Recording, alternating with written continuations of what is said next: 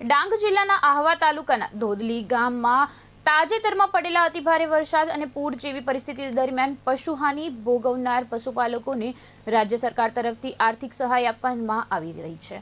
ગુજરાત વિધાનસભાના નાયબ મુખ્ય દંડક તથા ડાંગના ધારાસભ્ય વિજયભાઈ પટેલના હસ્તે 12 પશુપાલકોને કુલ ₹7,54,500ની સહાયના ચેકનું વિતરણ કરવામાં આવ્યું હતું। ભારે વરસાદને કારણે ગોગલી ગામમાં કુલ 21 પશુઓના મૃત્યુ નોંધાયા હતા, જેના પગલે સરકાર દ્વારા મંજૂર કરાયેલી સહાય લાભાર્થીઓને અર્પણ કરવામાં આવી હતી।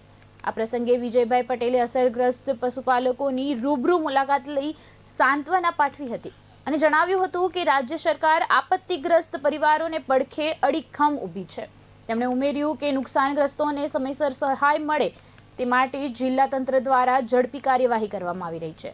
પ્રભારી મંત્રીની સમીક્ષા બેઠકમાં આપવામાં આવેલી સૂચનાઓના અનુસંધાને આ સહાયનું વિતરણ કરવામાં આવ્યું હોવાનું પણ તેમણે જણાવ્યું હતું। ખૂબ ધોધમાર વરસાદ આવ્યો હતો, જેના કારણે આહવા તાલુકાના ઘોગલી ગામની અંદર 23/7ના રોજ 12 જેટલા વ્યક્તિઓના લગભગ 21 જેટલા ગાય બળદ આ વહેણની અંદર તણાઈ ગયા હતા, પશુ મૃત્યુ થયું હતું।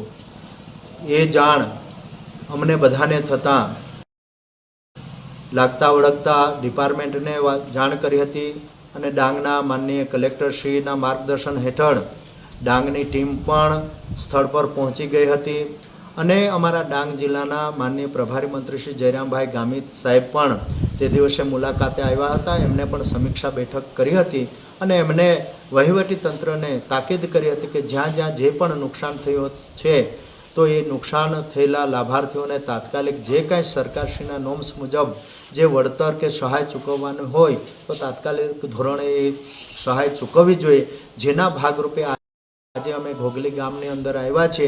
આ ઘોગલી ગામની અંદર અમારા 12 જેટલા જે લાભાર્થીઓ છે કે જે વ્યક્તિઓના આ પશુધન તણાઈ ગયા છે એમને આજે આ પશુપાલન વિભાગ દ્વારા આજે લગભગ ₹7,54,500નો અમે ચેક બધા જ લોકોને અહીંયા એમને અમે ચૂકવી કરીએ છીએ। એમના ડાયરેક્ટ ડીબીટીની અંદર ટ્રાન્સફર થઈ જશે, એટલે આજે એમને અહીંયા આપવા માટે અમે બધા આવ્યા છે। ખરેખર ડાંગ જિલ્લાનું વહીવટી તંત્રએ ખરેખર આવા સમયે બધા જ ખૂબ સારી રીતે બધી જ જગ્યાએ પહોંચીને જ્યાં જ્યાં જે પણ સહાયો આપવાનું હોય, વળતર આપવાનું હોય, ખૂબ ઝડપભેર કામગીરી કરી રહી છે। ખરેખર એ સરાહનીય છે। સાથે સાથે અમારા ડાંગના